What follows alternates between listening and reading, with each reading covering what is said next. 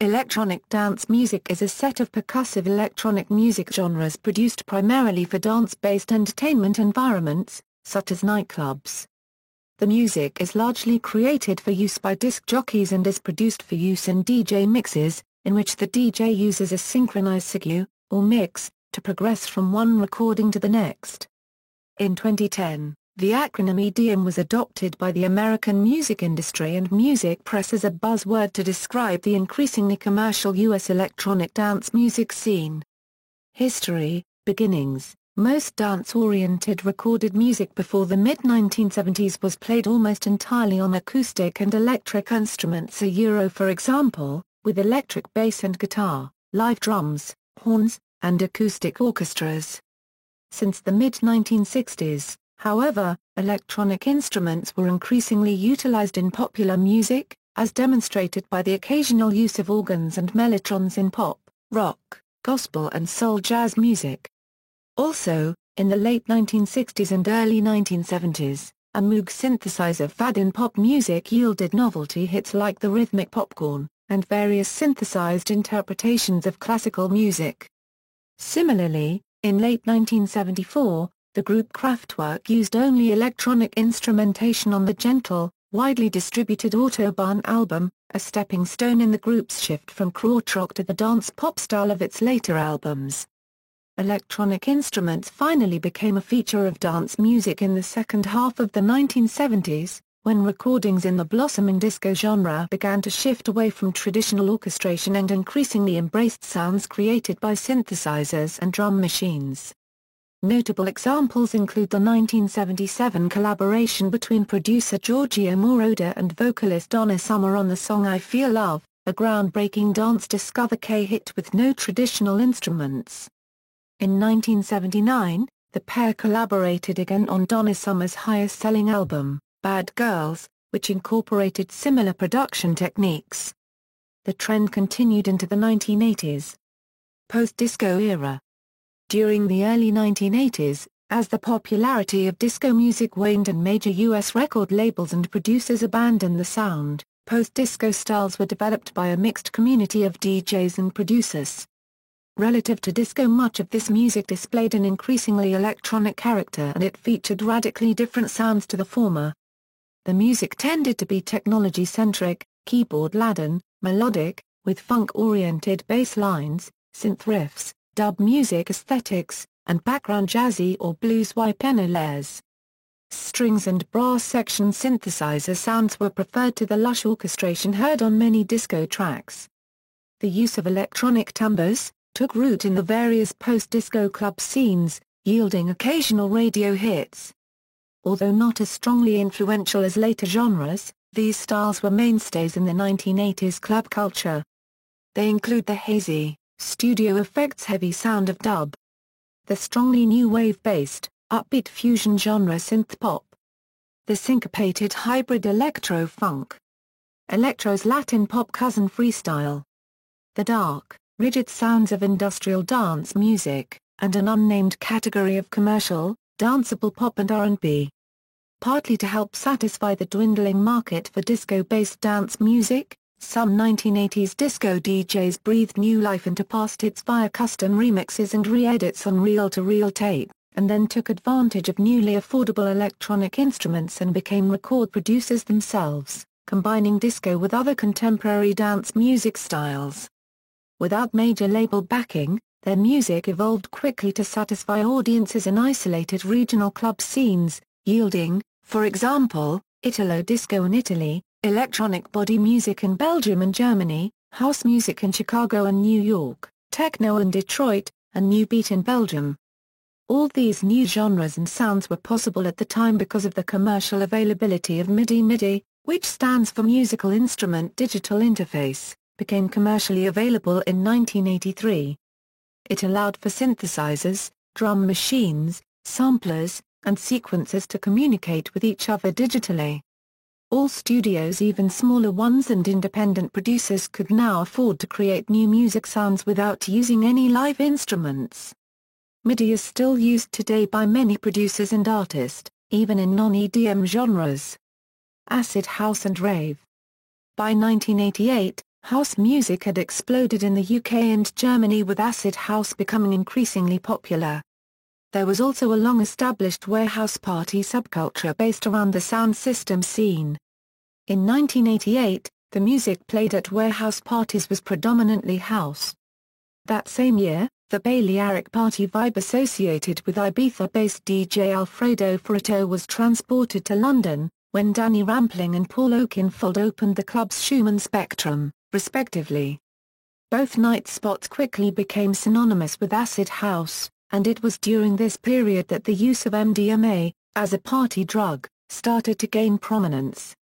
Other important UK clubs at this time included Back to Basics in Leeds, Sheffield's Leadmill and Music Factory, and in Manchester the Horse Section Nyenda, where Mike Pickering and Graham Park's Friday night spot, Nude, was an important proving ground for American underground dance music. Acid house party fever escalated in London and Manchester, and it quickly became a cultural phenomenon. MDMA-fueled clubgoers, faced with 2 a.m. closing hours, sought refuge in the warehouse party scene that ran all night. To escape the attention of the press and the authorities, this after-hours activity quickly went underground. Within a year, however, up to 10,000 people at a time were attending the first commercially organized mass parties, called raves, and a media storm ensued. The success of house and acid house paved the way for Detroit techno, a style that was initially supported by a handful of house music clubs in Chicago, New York, and Northern England, with Detroit clubs catching up later. According to British DJ Mark Moore, it was Derek May's Strings of Life that eased London club goers into acceptance of house, with Moore stating that, "I was on a mission because most people hated house music and it was all rare groove and hip-hop. I'd play Strings of Life at the Mud Club and clear the floor. 3 weeks later you could see pockets of people come onto the floor, dancing to it and going crazy and this was without ecstasy." Popularization, as alternatives to alcohol-fueled, meat-market nightclubs, the warehouse party, acid house, rave and outdoor festival scenes of the late 1980s and early 1990s were havens and proving grounds for the latest trends in electronic dance music, especially house music and its ever more hypnotic, synthetic offspring techno and trance, some of which fed back into mainstream clubs and radio.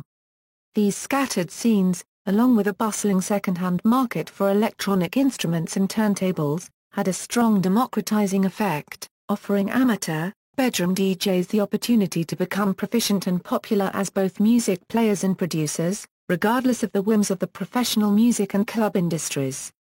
By the mid-1990s, acts like The Prodigy and the Chemical Brothers began to get noticed by listeners, music critics, and mainstream music producers. This would lead mainstream performers to work more and more with EDM artists, and mainstream music producers to experiment with more electronic sounds. MTV produced and aired 2 TV shows that played EDM, Amp and The Grind. Both played and aired a large amount of EDM each episode. They also released albums with EDM on them named after those shows. North American commercialization of EDM. Initially, electronic dance music achieved limited popular exposure in America when it was marketed as electronica during the mid to late 1990s. At that time, a wave of dance music acts from the UK, including The Prodigy, The Chemical Brothers, Fatboy Slim and Underworld, had been prematurely associated with an American electronica revolution. But, instead of EDM finding wider mainstream success, it was relegated to the margins of the industry. Despite the domestic music media interest in electronica during the latter half of the 1990s, American house and techno producers continued to travel abroad to establish their careers as DJs and producers. By the mid-2000s, a number of factors led to an increased prominence for dance acts in North America that was larger than previously observed. Daft Punk's performance at the 2006 Coachella Festival, which featured the introduction of a unique pyramid-shaped stage design and lighting rig, influenced what's been described as an arms race for visual effects in electronic music. Spin also considered the act to be a tipping point for EDM, as the appearance fueled nostalgia of the electronica era, and introduced the duo to a new generation of rock kids in attendance. In 2006, R&B artist, Missy Elliott featured material from Cybotron's 1983 electro release Clear on Lose Control, resulting in a Grammy Award nomination for American techno producer Juan Atkins, whose writing credit appeared on the song. In 2009, French house musician David Guetta began to gain prominence in mainstream pop music after the 2009 release of When Love Takes Over, which was internationally popular on both pop and dance music charts. The success of the song led to further collaborations with other pop and hip-hop acts, such as Akon and the Black Eyed Peas. His collaboration with the latter, I Got a Feeling, was a major success for both the Black Eyed Peas and Guetta.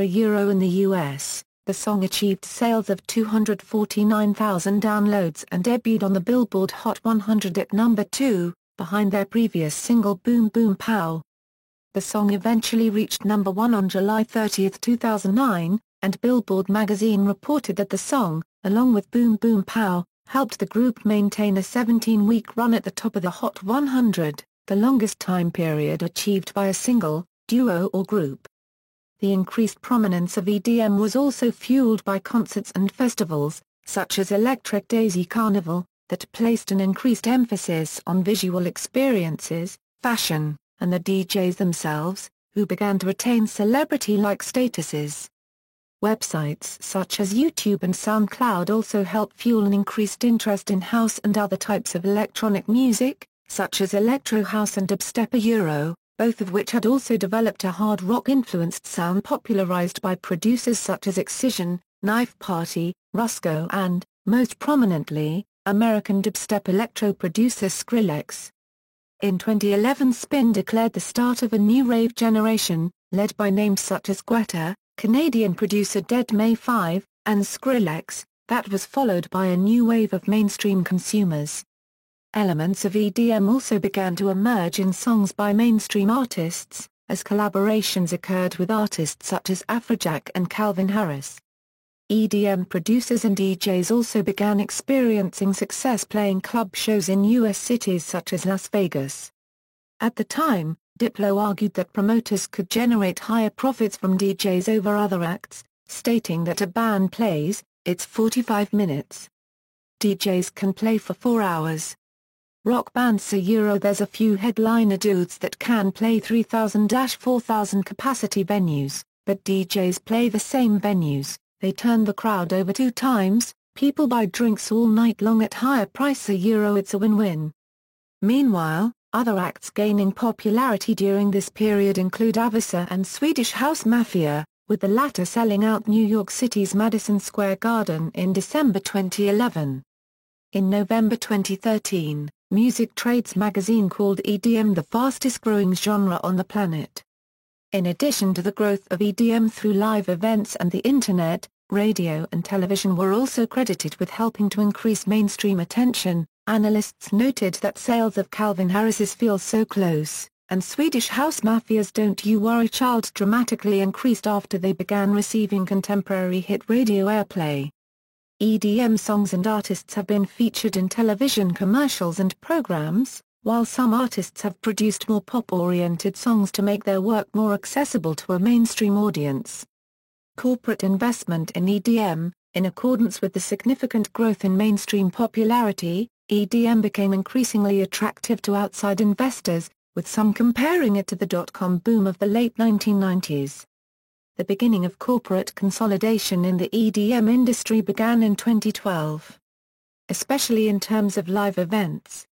In June 2012, media executive Robert FX Silliman founded SFX Entertainment and announced his plan to invest $1 billion for the acquisition of EDM-related properties. His purchases included a number of regional promoters and festivals, along with 2 nightclub operators in Miami, US, and Beatport, an EDM-oriented online music store. Live Nation also acquired 2 major EDM promoters, Cream Holdings and Hard Events. CEO Michael Rapino believed that EDM was the new rock and roll of the generation. Advertisers have also increasingly associated themselves with the EDM industry. For example, alcoholic beverage companies such as Heineken and Anheuser-Busch have maintained marketing relationships with the Ultra Music Festival and SFX, respectively. Heineken also incorporated Dutch producers, such as Armin van Buuren and Tiesto, into their marketing campaigns. Aviser's manager Ash Pornery compared the increasingly commercial EDM industry to the transformation and commercialization of hip-hop, which occurred in the early 2000s, arguing that the corporate world was beginning to catch on to EDM. Pornery further stated that you have an estimated $4.5 billion generated by this music every year. That turns a lot of heads, and that a Euro unregistered trademark S without the potential of commercializing it even more, which will happen. On December 20, 2012, WHBA, a Boston radio station owned by Clear Channel Communications, transitioned from an adult hits format to a dance radio format, under the moniker Evolution 101.7, and claimed to be the first real EDM station in the country. The station soon changed its call letters to WEDX. WEDX is an extension of Clear Channel's iHeartRadio Evolution, an internet radio channel. Clear Channel also hired prominent DJ and BBC Radio 1 personality Pete Tong to produce content for the station. However, the era of the station's dance format ended 18 months later when, on June 13, 2014, WEDX was changed to a country music format. In 2014, Clear Channel partnered with the aforementioned SFX, in a deal that will see the broadcaster produce EDM-related programming and concert events in collaboration with SFX. Criticism of commercial EDM. Despite the growing mainstream acceptance of EDM, a number of producers and DJs, including Carl Cox, Steve Lawler, and Marcus Schultz, have raised concerns that the perceived over-commercialization of dance music has impacted the art of DJing. Cox sees the press-play approach of a new generation of EDM DJs as not being representative of what he calls the DJ ethos. Writing in Mixmag, DJ Tim Sheridan questioned whether or not EDM was responsible for affecting the art of traditional DJing. Sheridan contends that the emergence of push-button DJs, who use auto-sync functions and pre-recorded sets featuring obvious hits rather than a diverse selection of music, has led to a situation where the spectacle, money and the showbiz had overtaken even notions of honesty. Some house producers have openly admitted that commercial EDM required further differentiation and creativity. Aviser stated that there was no longevity in the majority of EDM. Dead-May 5 has also criticized the homogenization of EDM, stating that the music he hears all sounds the same. He emphasized his diversification into other genres, such as techno, and, in 2014, he released a techno song under the moniker Testpilot for Richie Hawtin's label, Plus8. At Ultra, where he filled in for Aviser, Dead-May 5 also played an edited version of Martin Garrix's song Animals remixed to the melody of Old MacDonald Had a Farm.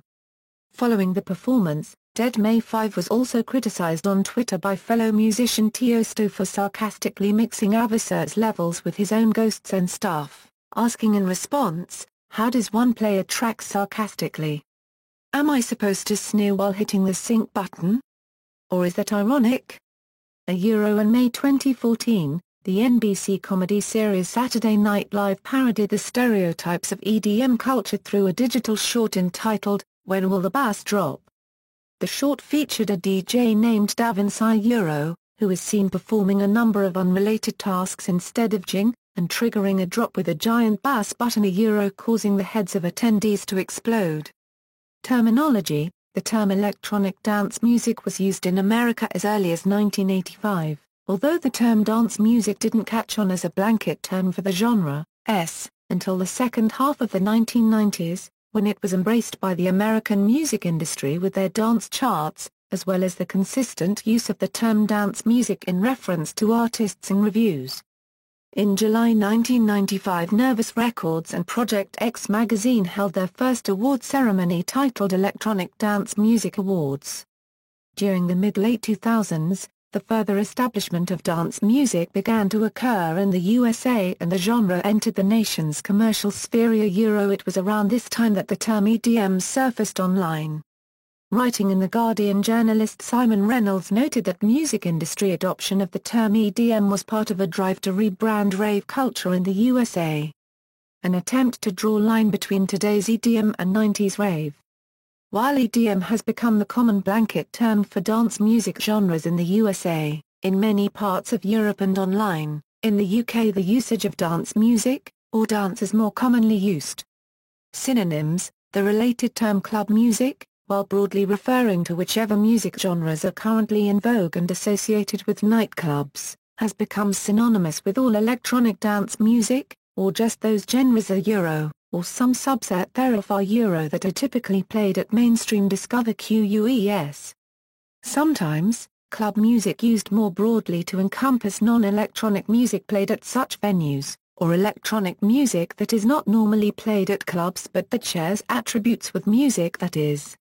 What is widely considered to be club music changes over time, includes different genres depending on the region and who's making the reference, and may not always encompass electronic dance music. Similarly, electronic dance music sometimes means different things to different people. Both terms vaguely encompass multiple genres, and sometimes are used as if they were genres themselves. The distinction is that club music is ultimately based on what's popular, whereas electronic dance music is based on attributes of the music itself. Genres. Just as rock, jazz and other musical genres have their own set of subgenres, so does electronic dance music. Continuing to evolve over the past 30 years, dance music has splintered off into numerous subgenres often defined by their varying tempo, rhythm, instrumentation used and time period. The broadest categories include house, techno, trance, hardstyle, UK garage, drum and bass, dubstep, progressive, electro and hardcore. Production.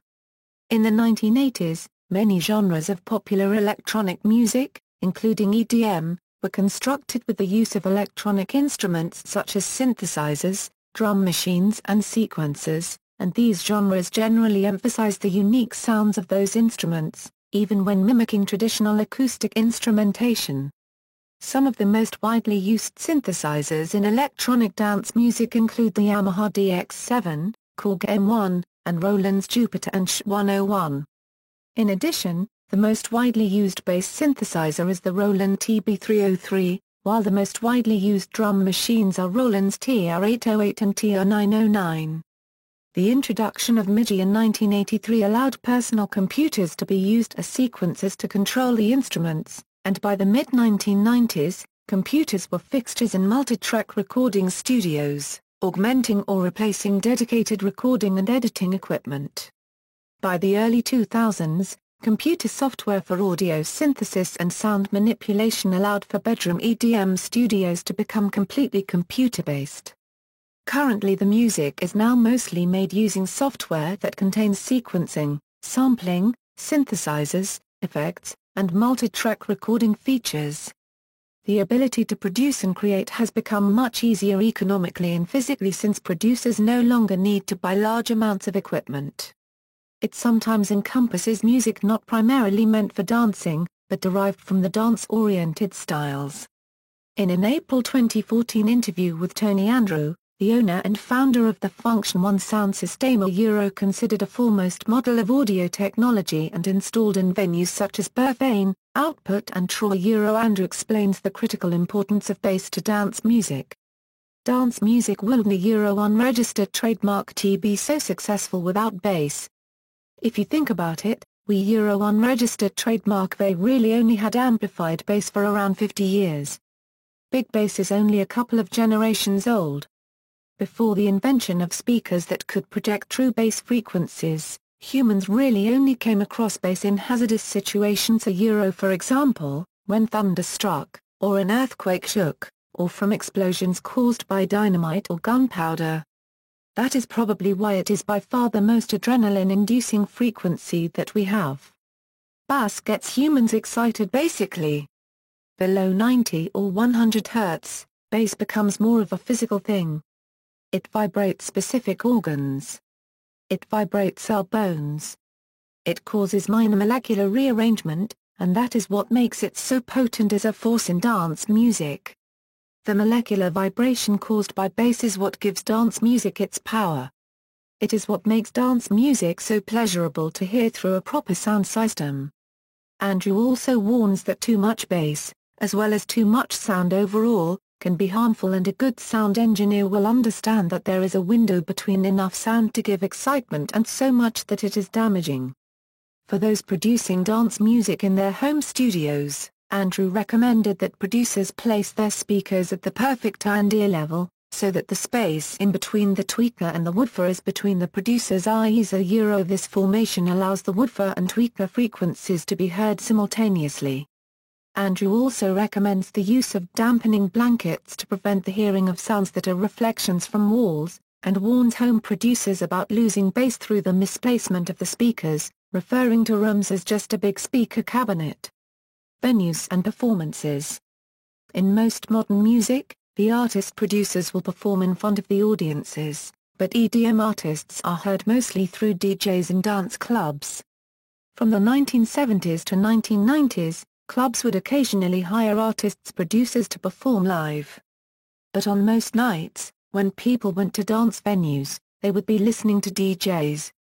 Nightclubs and discos such as Paradise Garage and Studio 54 in New York City, or The Warehouse in Chicago, would employ DJs for every night. They were so-called resident DJs and have their sound system geared towards the needs of DJs rather than live acts. By the late 1980s to early 1990s, the DJs themselves were the main attraction.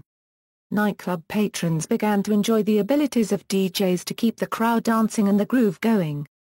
DJs, although not strictly producers, began to produce more of their own material while trying to match the groove or beat already set by what they were playing. This led to DJs making remixes. These remixes made it possible for DJs to extend songs or make a previous non-dance song danceable. Thus, DJs began to experiment with artists and singers to create material. Suzanne Vega's Tom's Diner remix by the DJ duo DNA and DJ Jellybean Benitez's work with very early Madonna demos are prime examples of this practice. Eventually, the recording of DJ sets became highly sought after by nightclub attendees. The DJ would sell the tapes or CD and earn a few dollars from their sale. However, the sound quality of the DJ set recordings were usually fair to poor, since many of them were recorded using normal commercial tape recorders. As this practice grew, more and more nightclubs began to commercially produce DJ sets. Clubs and venues such as Ministry of Sound, Limelight and Groove Jet would frequently release full-length CDs of the DJ sets and sell them in record stores throughout the country. All of this would create a popularity for DJs that would elevate them to the status of a performer or producer. By the 1990s, EDM performers started to perform at both indoor and outdoor dance music festivals called raves. As the decade drew to a close, more and more DJs and performers-producers branched out and performed at traditional music festivals, either spinning a DJ set, or actually performing live. The EDM subculture became increasingly mainstream, with DJs attracting crowds of 20,000 or more on a daily basis. Tomorrowland, a popular EDM music festival in Belgium, has amassed millions of followers through YouTube and other social media. Tomorrowland broadcast the show live over YouTube and over 16.8 million viewers tuned in. The 20-minute recap video of Tomorrowland in 2012 amassed over 90 million views on YouTube, a testament to the growing popularity of electronic dance music. Awards, festivals, Europe. Love Parade was a popular German dance music festival that ran until 2010, when it was permanently cancelled after a crowd rush at the Love Parade caused the death of 21 people, with at least 500 others injured. May Day in Dortmund, Germany. Some May Day events took place in Berlin, Frankfurt and Cologne, Germany. Street Parade in Zurich, Switzerland. It is the most attended techno parade in Europe, since the end of Love Parade 2010. Boom Festival in Portugal started out specializing in psytrance, but eventually moved to expand into house and forms of chill-out. Cream Fields, based in the UK, now tours all over Europe as well as hosting their main event in Daresbury, England. Sensation White Black started in the Netherlands, spread across Europe, and first made it to the United States in 2012. Dependent on the event, attendees would dress solely in that color. Global Gathering takes place annually at Long Marston Airfield, England, and has spread out across Europe. Bangface is well known as one of the more broader-range dance music events that takes place annually in the UK. Q-Dance, based in the Netherlands, is a leading hardstyle event. Tomorrowland takes place in Boom, Belgium and has become a notable music festival due to its elaborate themes and stages. Stands today as one of the biggest upcoming festivals in the world. Ultra Europe take place in Hvar, Croatia and is a new European edition of the Ultra Music Festival stationed in Miami, Florida and played here. Top Jazz Dame One Festival in the Netherlands is one of the biggest hardstyle festivals in the world. Weekend Festival aims to be the biggest EDM festival in Scandinavia. Festival is held in Helsinki, Finland. Electric Castle Festival is a medium-sized electronic music festival taking place annually at the end of June on Baron FFY's Castle Domain in Cluj County, Romania. Dominator takes place at the E3 Strand in Eersel, Netherlands. Electro Beach Music Festival, 2009 a Europresent, aims to be the biggest EDM festival in France. Festival takes place annually at Port Barcarès, France. Canada, Shambhala Music Festival, Salmo, BC, United States, Nocturnal Wonderland, Multiple Cities, Electric Daisy Carnival, Multiple Cities, Global Dance Festival, Morrison, Colorado, Ultra Music Festival, Miami, Movement Festival, Detroit, Lightning in a Bottle, California, Decibel Festival, Seattle, Muogfest, Asheville, San Francisco LOV Evolution Techno Parade, Sonic Bloom, Colorado, Hard, Multiple Cities, Electric Forest Festival, Rathbury, Michigan, Spring Awakening, Chicago, Electric Zoo Festival, New York City, Wavefront Music Festival, Chicago, What the Festival, Oregon, Kaleidoscope Music Festival, Oregon, Mountain Oasis Electronic Music Summit, Asheville, Sunset Music Festival, Tampa, Tomorrow World, Atlanta, Decadence, Denver, Paradiso Festival, the Gorge Amphitheater, WA. Other festivals, including Lollapalooza and Coachella, have increased the number of EDM acts represented. Coachella in particular took an adventurous path, giving electronic acts a high profile in a time when they were seldom booked alongside rock bands, in the United States at least. Rawley Bonstein, an MTV music and talent programmer, described EDM as the new rock and roll, as has Lollapalooza organizer Perry Farrell. Ray Waddell, touring editor at Billboard magazine, noted that festival promoters have done an excellent job at branding. See also, Dance music, Disco Polo, Timeline of electronic music genres, List of electronic dance music record labels, List of electronic musicians, Electronica, Fraternò, Rave music, Remix, References. Further reading, Hewitt, Michael. Music Theory for Computer Musicians. First ed. U.S. Cengage Learning, 2008. ISBN 978-1-59863-503-4, Electronic Dance Music Glossary by Moby for USA Today, published December 13, 2011.